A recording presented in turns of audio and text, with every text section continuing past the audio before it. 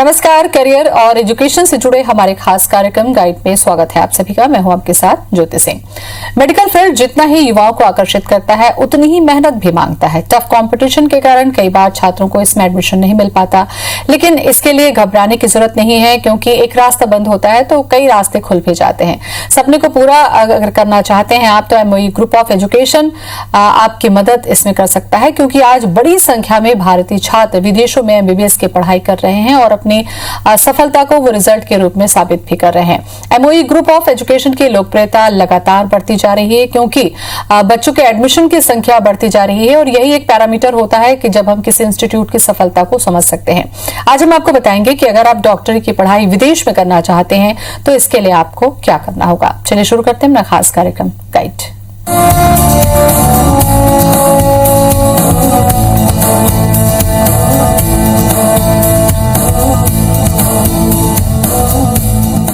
तो क्या आसानी से विदेश पढ़ाई के लिए जाया जा सकता है? क्या इसके लिए संभावनाएं हैं? कितनी उम्मीदें हैं? कितनी तकलीफें हैं? इन सभी विषयों पर हम चर्चा करेंगे। ज्यादा जानकारी के लिए हमारे साथ इस वक्त मौजूद हैं Dumesh Magendra, doctor director MOU group of education के। डॉक्टर डुमेश, बहुत बहुत स्वागत है आपका। डॉक्टर डुमेश, इसके पहले भी हमने आपके साथ में बहुत से प्रोग्राम्स किए हैं और ये बहुत अच्छी बात है कि आप लोग एक प्लेटफॉर्म के रूप में काम कर रहे हैं जो बच्चों के सपने और मंजिल तक पहुंचाने में आप लोग एक अहम रोल अदा करते हैं। मेडिकल की पढ़ाई के लिए बच्चे कई बार हताश होते हैं कि अगर भारत में पढ़ाई नहीं हुई तो फिर उनको अपना करियर जो है वो डाइवर्ट करना पड़ता है। ऐसे में कितना ऑप्शन है विदेशों में आज? इस टाइम पे अगर हम देखें तो कई ऑप्शंस आते हैं, जैसे कि रशिया हो गया, यूक्रेन है, कजाकिस्तान है, फिलीपींस है, बेलारूस है। काफ़ी बहुत सारे वेरियस कंट्रीज है जहाँ पर बच्चे आज के डेट में जा रहे हैं अपने एमबीबीएस का सपना साकार करने के लिए। और काफ़ी बच्चे ऑलरेडी बाहर से पढ़ के आ भी चुके हैं और यहाँ पर अपने गवर्नमेंट हॉस्पिटल्स और प्राइवेट हॉस्पिटल्स में अपनी सेवाएं भी दे रहे हैं। बिल्कुल। डॉक्टर डुमेश, अगर विदेशों में पढ़ाई की बात होती है तो कोई एक साधारण बच्चा, उसे ये नहीं पता होता है कि कौन से देश में जाना है, कौन सी यूनिवर्सिटी, कौन सा कॉलेज होगा। आप लोग जब सेलेक्ट करते हैं तो किन बातों पर फोकस करते हैं और क्या आधार होता है जिस पर आप लोग बच्चों की काउंसलिंग करते हैं या उनको आगे चलकर एडमिशन दिलाते हैं? मुझे लगता है ये एक महत्वपूर्ण जानकारी है। जी, ये बहुत अच्छा सवाल था आपका, क्योंकि कभी भी हमारे पास कोई छात्र एडमिशन के लिए आता है तो उसे बहुत सारी चीज़ों के बारे में जानकारी नहीं होती, जो कि जो बेसिक होते हैं वो उन्हें पता होता है कि हाँ अब्रॉड जाना है, वहाँ पर 5 साल 6 साल की पढ़ाई होगी, उसके बाद यहाँ पर आके अपना लाइसेंस एग्जाम देके अपनी प्रैक्टिस करनी है। उसके अलावा भी कई सारी चीज़ें होती है। हर कंट्री, हर यूनिवर्सिटी के अलग अलग कुछ अच्छाइयाँ होती हैं, कुछ बुराइयाँ भी होती है। तो पहले हम कोई भी अगर स्टूडेंट हमारे पास आते हैं तो उनमें पहली चीज़ें हम देखते हैं कि उनके 12th में परसेंटेज कितने हैं। उसके बाद वो नीट में एलिजिबल है या नहीं, नीट में अगर एलिजिबल है तो कितने मार्क्स से एलिजिबल है। अगर उनके मार्क्स अच्छे हैं तो उसके हिसाब से हम उनको कॉलेजेस प्रोवाइड करते हैं। और मेन हमारा कंसर्न होता है कि अगर कोई स्टूडेंट जा रहा है तो कल के दिन में अगर हमें भी किसी अपने रिलेटिव को, अपने घर के किसी सदस्य को, या फिर हमें आगे किसी हमारे फ्यूचर जनरेशन को अगर भेजना पड़े विदेश में, तो उन कॉलेजेस में हम भेज पाएंगे या नहीं, ये पहली चीज़ हमारा फोकस रहता है। उसके बाद ही हम उनके लिए कोई कॉलेज सेलेक्ट करते हैं। तो जैसे कि इस टाइम पे काफ़ी बच्चे रशिया जाना प्रेफर किए ऑलरेडी। 25 अक्टूबर को लास्ट डेट है एडमिशन का। जिन बच्चों के पास पासपोर्ट है वो अभी भी अप्लाई कर रहे हैं रशिया के लिए। और रशिया का ऑप्शन इस साल बहुत ज़्यादा बच्चे प्रेफर किए, क्योंकि आप सभी जानते हैं कि इस वक्त जो कोरोना काल चला और उस टाइम पे रशिया ही एक ऐसा देश था जिसने पहले वैक्सीन की ईजाद की और उन्होंने अपना रजिस्ट्रेशन भी ऑलरेडी कर लिया। अभी उनके ट्रायल बेसिस पे लास्ट ट्रायल पे चल रहा है। उसके अलावा अगर हम देखें दूसरे अगर कंट्री की बात करें तो एक है यूक्रेन, जहां पर काफ़ी बच्चे जाना पसंद करते हैं और काफ़ी ज़्यादा इंडियंस वहां पर ऑलरेडी पढ़ रहे हैं। इसके अलावा कजाकिस्तान एक अच्छा ऑप्शन है और एक है फिलीपींस का एक अच्छा ऑप्शन है। और जैसे कि हम बात करें बेलारूस की, बेलारूस भी काफ़ी एक अच्छा ऑप्शन आता है, बट बेलारूस की काफ़ी ज़्यादा फीस बहुत ज़्यादा हाइक होती है, बहुत ज़्यादा हाई होती है। इसलिए हम बच्चों को सजेस्ट करते हैं कि आप रशिया, यूक्रेन, कजाकिस्तान या फिलीपींस का ऑप्शन ही चूज़ करें। और अगर मैं बात करूं किर्गिस्तान और आर्मेनिया की, वहाँ पर कहीं ना कहीं बहुत सारी चीज़ों में कॉम्प्रोमाइज़ करना पड़ता है। जैसे कि हम जानते हैं कि वहाँ की इकोनॉमी काफ़ी ज़्यादा डाउन है, तो हॉस्पिटल की प्रैक्टिस में भी काफ़ी ज़्यादा इफेक्ट आएगा और कई सारी चीज़ें होती है। और इस टाइम टाइम पे किर्गिस्तान में वो सिचुएशन नहीं है, आर्मेनिया में वो सिचुएशन नहीं है जहाँ पर बच्चे कोई जाके लाइक सूटेबल एनवायरनमेंट और सेफ एनवायरनमेंट में रह सके, क्योंकि वहाँ पर लाइक थोड़ा सा वॉर वाला सिचुएशन है। तो हम प्रेफर कर रहे हैं कि इन आगे के 2 साल हम किसी भी बच्चों को किर्गिस्तान और आर्मेनिया, उसके अलावा अगर हम बात करें दूसरी कंट्रीज में जैसे कि अजरबैजान, ये सारी कंट्रीज में हम प्रेफर ना करें तो ज़्यादा अच्छा है। बिल्कुल। भारत में अगर हम मेडिकल की पढ़ाई को देखें, चूंकि यहाँ पर गवर्नमेंट कॉलेजेस में पढ़ना अगर लिस्ट में नाम आता है तो बहुत इजी होता है, लेकिन क्या विदेशों की पढ़ाई इतनी आसान होती है कि जो फाइनेंशियली वीक है, क्या वो बच्चे भी वहाँ जाकर पढ़ सकते हैं? इसके लिए कोई फाइनेंशियली मैनेजमेंट आप लोगों का होता है? किस तरीके से गाइड होता है ये?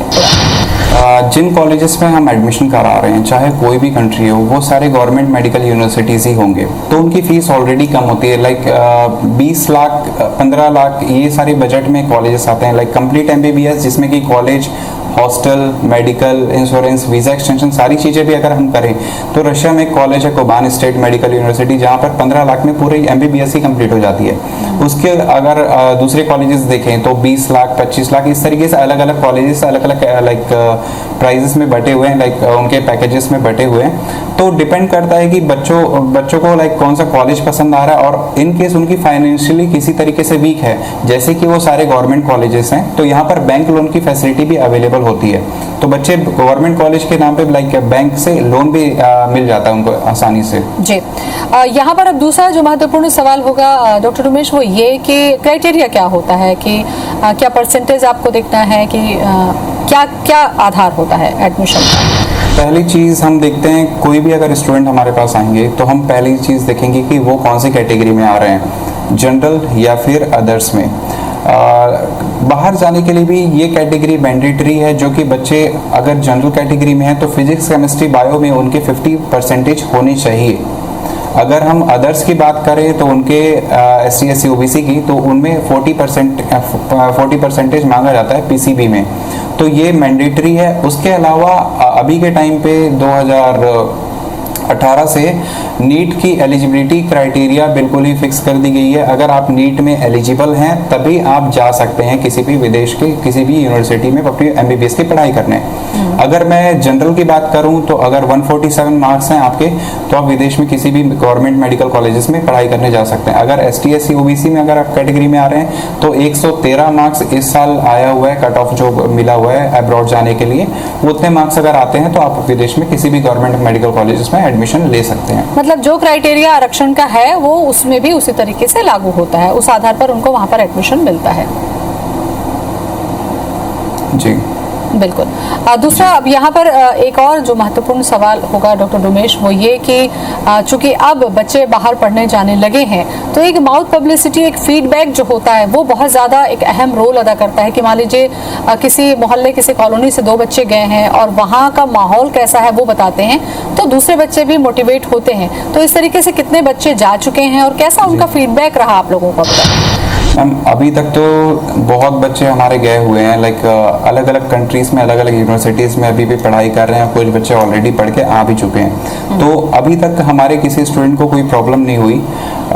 हम किर्गिस्तान भेजना कम इसलिए प्रेफर करते हैं, वहाँ पर कई सारी कॉम्प्रोमाइज़ेस बच्चों को करना पड़ता है, लाइक हॉस्टल के नाम पे और फैसिलिटीज़ के नाम पे। अगर हॉस्पिटल वगैरह भी देखें तो कई सारी चीज़ों में बच्चों को कॉम्प्रोमाइज़ करना पड़ता है, और आर्मेनिया में भी वही सेम सिस्टम है। तो हम ये 2 जगहों को अवॉइड करके बाकी अगर हम देखें तो सभी जगह के अभी तक के जो फीडबैक थे बहुत अच्छे हैं, और सारे बच्चे अभी भी वहाँ पर जो पढ़ रहे हैं बहुत ज़्यादा खुश हैं। और वहाँ पर कोई फेस्टिवल हो गए, किसी भी दिनचर्या उनका होता है, किसी भी तरीके से उसमें कोई प्रॉब्लम नहीं आती। अगर फेस्टिवल है तो फेस्टिवल हम सेलिब्रेट करवाते हैं, चाहे वो होली हो, चाहे दिवाली हो, कि कोई भी फेस्टिवल हो, उनके वहाँ पर सेलिब्रेशन करवाई जाती है। और बाकी जो भी पढ़ाई में हेल्प होती है वो हमारी संस्था के द्वारा करवाई जाती है। बिल्कुल डॉक्टर उमेश, जब यहाँ से बच्चों को विदेश भेजना है, चूंकि एक ऐसा देश है जहाँ हम देखे नहीं है, जहाँ का कॉलेज, जहाँ का कल्चर, जहाँ की सिक्योरिटी हमारे पास कुछ भी नहीं है, ऐसे में आप लोगों की जो भूमिका है वो बहुत महत्वपूर्ण है। इस पर भी मैं चर्चा करूंगी। वहाँ का माहौल कैसा होगा, सिक्योरिटी कैसी होगी, लैंग्वेज है, खान पान है, सुरक्षा है, ऐसे बहुत सारे सवाल माता पिता और पेरेंट्स के मन में होते हैं। तो मुझे लगता है इसके लिए भी क्या काउंसलिंग की जरूरत होती है आप लोगों को, या फिर वहाँ ऐसा कोई है जो इन सब चीज़ों को ध्यान रखता है?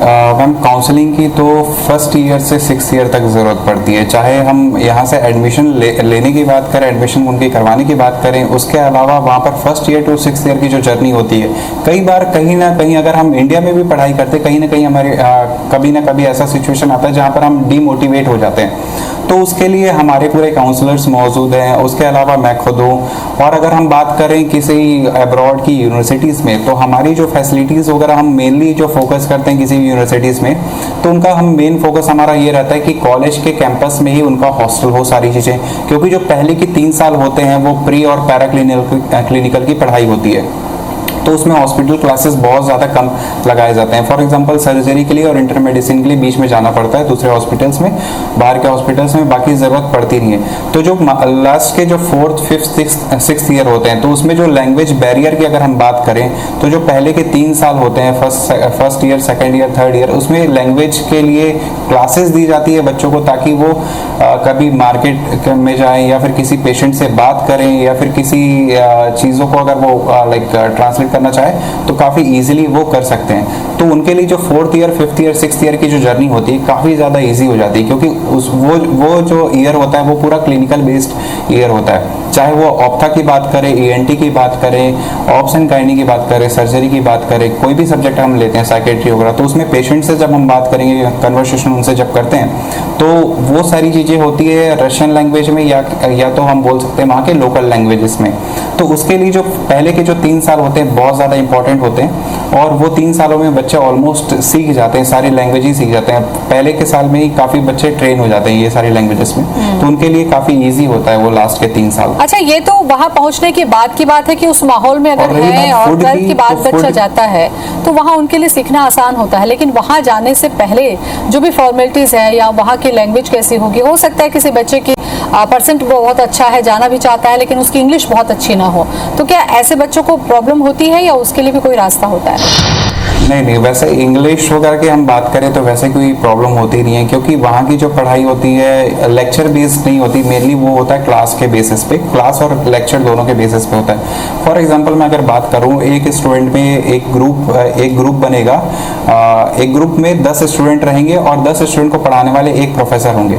तो चाहे वो हिंदी मीडियम को, चाहे वो इंग्लिश मीडियम को हो, क्योंकि हमारी कंट्री में एक वेरियस लैंग्वेजेस बोले जाते हैं। कई बार होता है हमारे गुजरात के भी कई स्टूडेंट्स हैं, तो वो गुजराती मीडियम से पढ़े होते हैं, तो कई उन लोगों को इंग्लिश में बोलने में काफ़ी लोगों को प्रॉब्लम होती है। हाँ। तो जो एक प्रोफेसर होते हैं वो सारे बच्चों को एक एक करके ऑब्जर्व कर सकते हैं, तो उन्हें कोई अगर डाउट भी होता है तो बच्चे खुद ब खुद अपने दोस्तों की हेल्प करते हैं, साथ साथ प्रोफेसर जितना हो सके वो अपनी तरफ से उनको डाउट क्लियर करने में हेल्प करते हैं। तो ये लैंग्वेज वाली चीज़ें फर्स्ट ईयर में थोड़ा बहुत कठिन हो सकता है, बट आगे चलते चलते वो स्टूडेंट के लिए बहुत ज़्यादा नॉर्मल सी चीज़ें होने लगती है, क्योंकि उनको उतनी हेल्प मिल जाती है वो सारी चीज़ों में। अभी तक का जो आप लोगों का एक्सपीरियंस है उसमें किस कंट्री में जाना बच्चे प्रेफर कर रहे हैं या वहाँ जाकर कंफर्टेबल? अभी के टाइम पे अगर हम देखें तो रशिया सबसे ज़्यादा बच्चों ने प्रेफर किया, मोर देन 70 स्टूडेंट्स ने ऑलरेडी एडमिशन ले लिया है, और उनके क्लासेस जो होने वाली है वो एटलीस्ट फॉर 2 मंथ्स वो ऑनलाइन क्लासेस करेंगे। और हम बात करें यूक्रेन की, अभी जैसे यूक्रेन में भी ऑनलाइन क्लासेस का सिस्टम बनाया जा रहा था, बट उन्होंने कहा कि अगर आप बबल लाइक हमारे जो एविएशन मिनिस्टर है उन्होंने ऑलरेडी परमिशन दे दिया है कि यूक्रेन कोई बच्चा जाना चाहता है तो वो बबल फ्लाइट में ट्रैवल कर सकते हैं, लाइक चार्टर फ्लाइट उनके लिए बुक कराई जा सकती है।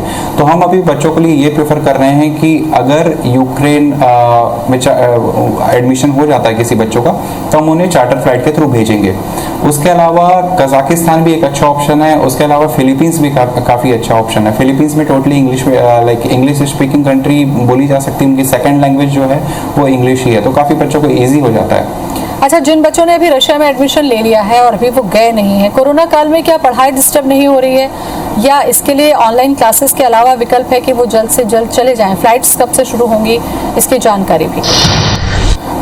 रशिया वाले बच्चों के लिए एक चीज़ हमें ऑलरेडी जो अभी तक इन्फॉर्मेशन मिली है वो लास्ट वीक ऑफ दिसंबर में फ़्लाइट्स चालू होने वाली है और दिसंबर में सभी बच्चों के वीज़ा लग जाएंगे। तो हो सकता है नए साल में बच्चे चले जाएं सभी बच्चे, और 1 तारीख से 15 तारीख के बीच में सारे स्टूडेंट्स जो रशिया में एडमिशन लिए हैं उनकी क्लासेस ऑफलाइन चालू हो जाएगी।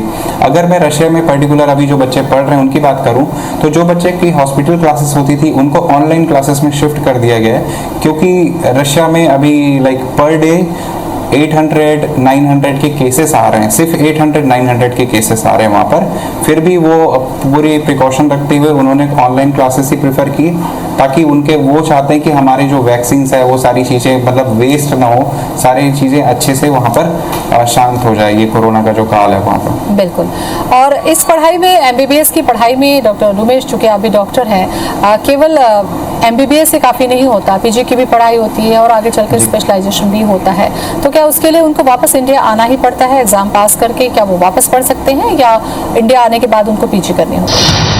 ये डिपेंड करता है स्टूडेंट टू स्टूडेंट पे। कई बच्चे होते हैं जो कि दूसरी कंट्रीज के लिए ट्राई करते हैं, तो वहाँ की जो डिग्री होती है वो हर कंट्री के लिए वैलिड होती है, जैसे कि वो WHO से रिकॉग्नाइज्ड होती है। तो काफ़ी बच्चे होते हैं जो डायरेक्ट वहाँ से शिफ्ट हो जाते हैं पीजी करने के लिए दूसरी कंट्रीज़ में, या फिर जो बच्चे यहाँ पर इंडिया में आके एग्ज़ाम देना चाहते हैं वो एग्ज़ाम दे सकते हैं। उसके बाद यहाँ पर जो नीट पीजी का एग्ज़ाम होगा वो फाइट करेंगे। बट अभी के टाइम पे जैसे कि अब MCI ऑलरेडी एबॉलिश हो गया है, उसके जगह नेशनल मेडिकल कमीशन बनाया गया है। उसके अंतर्गत चाहे आप इंडिया से पढ़ाई करें, चाहे वो अब्रॉड से पढ़ाई करें, आपको नेक्स्ट 1 का एग्ज़ाम देना है।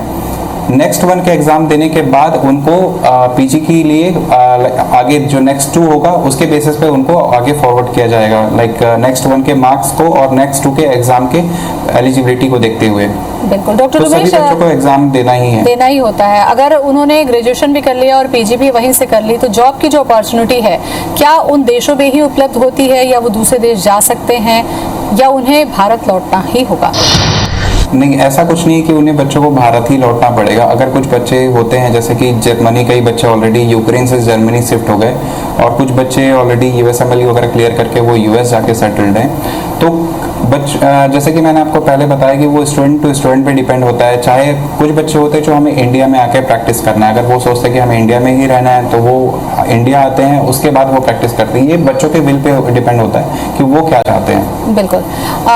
हो सकता है इस वक्त बहुत सारे युवा हमारा कार्यक्रम देख रहे हो और उनको ये लग रहा हो कि आपसे संपर्क करना है या आपसे उनको काउंसलिंग करनी है, तो आपसे कहाँ मिले और क्या आप लोगों ने इसके लिए जानकारी देने के लिए कुछ माध्यम चुना? जैसे कि हमारे यहाँ से पूरे ऑल ओवर इंडिया से हमारे यहाँ से बच्चे आते हैं, लाइक हम उनका एडमिशन करवा रहे हैं अभी के टाइम पे। तो हम मोस्टली बच्चों को बोलते हैं कि अगर आपको ऑनलाइन काउंसलिंग लेनी है तो हम आपको लिंक शेयर करेंगे, आप उसके बेसिस पे ऑनलाइन काउंसलिंग ले सकते हैं। या फिर किसी बच्चों को ऑनलाइन एडमिशन लेना है थ्रू आवर वेबसाइट, तो वो हमारी वेबसाइट पे लॉगिन कर सकते हैं। हमारी वेबसाइट का एड्रेस है www.moigroupofeducation.com। तो इस वेबसाइट में जाके अप्लाई ऑनलाइन में क्लिक करके अपनी यूनिवर्सिटी सेलेक्ट कर सकते हैं। वो दूसरा ऑप्शन ये है कि वो हमें डायरेक्टली कॉल या फिर व्हाट्सएप पे मैसेज करके पूरी जानकारी ले सकते हैं, तो हम हमारी तरफ से वो सारी चीजें प्रोवाइड करवाई जाएगी। बिल्कुल। और आपको लगता है कि समय समय पर वो है 9993336778। फिर से एक बार बताएंगे डॉक्टर उमेश नंबर? 9993336778 और 9292006001। बिल्कुल। अच्छा, ये जो पूरा मोई ग्रुप का एजुकेशन का जो पूरा प्रोग्राम है, ये किस तरीके से आप लोग मैनेज करते हैं कि अलग अलग जो देशों में जहाँ पर एडमिशन बच्चों का होता है, क्या वहाँ पर भी आपके ही संस्था के लोग होते हैं या ये पूरा कोऑर्डिनेशन वीज़ा से लेकर एडमिशन तक जो प्रक्रिया है वो कैसे होती है? अगर हम यहाँ से बात करें तो यहाँ से हमारी स्टेप चालू होती है हमारे काउंसलर के द्वारा, जो कि पूरी काउंसलिंग करते हैं। उसके बाद जो वीज़ा का प्रोसेस होता है पूरा दिल्ली से होता है, और दिल्ली में भी हमारे मोई ग्रुप ऑफ एजुकेशन के रिप्रेजेंटेटिव हैं जो कि पूरे वीज़ा का वीज़ा के फाइलिंग करते हैं। उसके बाद जब बच्चों को फ्लाई करने की बारी आती है तो मैं या फिर हमारे कोई रिप्रेजेंटेटिव हमारी कंपनी के वो उनके साथ ट्रैवल करते हैं, और जब वहाँ पर बच्चे पहुँच जाते हैं तो पहले से लेकर आखिरी साल तक उनके साथ हमारे रिप्रेजेंटेटिव मौजूद रहते हैं कि अलग अलग यूनिवर्सिटीज़ में अलग अलग हमारे रिप्रेजेंटेटिव ऑलरेडी अपॉइंटेड हैं। चलिए, काफ़ी जानकारी मुझे लगता है कि शुरू से लेकर आखिर तक मैंने आज आपसे लेने की कोशिश की और आपके माध्यम से हमने अपने दर्शकों तक पहुंचाई। बहुत बहुत शुक्रिया डॉक्टर उमेश हमसे बातचीत करने के लिए। तो करियर के ऑप्शन बहुत ज्यादा हैं। अगर आप भारत में अपने सपने पूरे नहीं कर सकते हैं तो विदेशों की सीमाएं भी आपके लिए खुल चुकी हैं। आप वहां पर जाकर भी एक उच्च शिक्षा लेकर अपना करियर बना सकते हैं। फिलहाल इतना ही। नमस्कार।